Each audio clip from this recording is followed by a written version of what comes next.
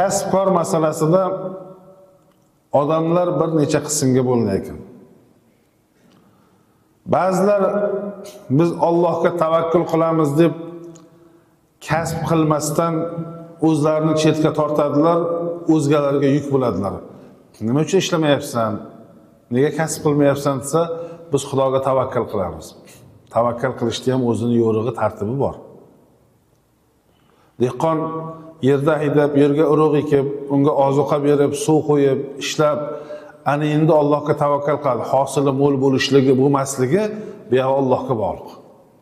Yerga urug' ham ekmasak, yerda haydamasak ham, unga hech narsa qaramasak hamda Allohga tavakkal qilyapmiz, Xudo xolasa zo'r mo'l hosil bo'ladi desak, u bir kulgili ish qilgan bo'lib qolamiz.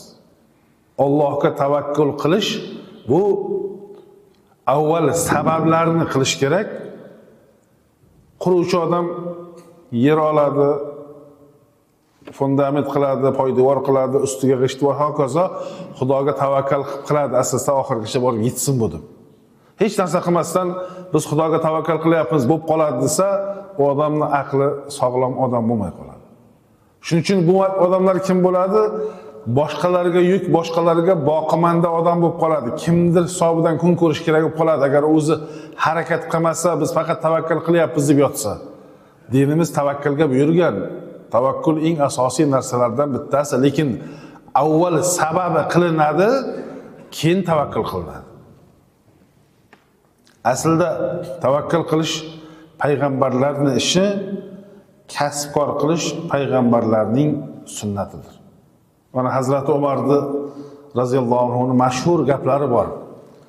Meni bir kishining ko'rinishi lol qoldiradi deydilar Hazrati Umar. Ko'raman, zo'r kelishgan, yaxshi odam, maqtashadi odamlar. Keyin u haqida so'rasam, uni kasb-kori bor yo'qligini so'rayman, kasbi yo'qligini aytishadi. Shunda u odam meni nazarimdan qoladi. Nega? Kasbi yo'q odam, hunari yo'q odam, ilmi yo'q odam, bir ishi yo'q odam kimnidir hisobidan kun ko'rishga harakat qiladi-da. Nima qiladi? Birovni aldaydi, firib beradi, nimadir masalalarni aytadi, o'zicha nimadir narsalar qiladi-da, shu nima qilib bo'lsa birovdan kun kechirish, birovning orqasidan kun kechirish. Shuning uchun Hazrat Umar roziyallohu anhu meni nazarimdan qoladi deganlari mana shu.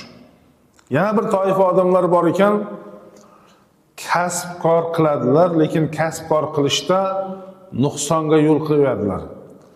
Halol bilan haromni o'rtasini ajratmaydilar. Rizqlari, topayotgan narsalari qayerdan kelayotganligiga qiziqmaydilar. Va bu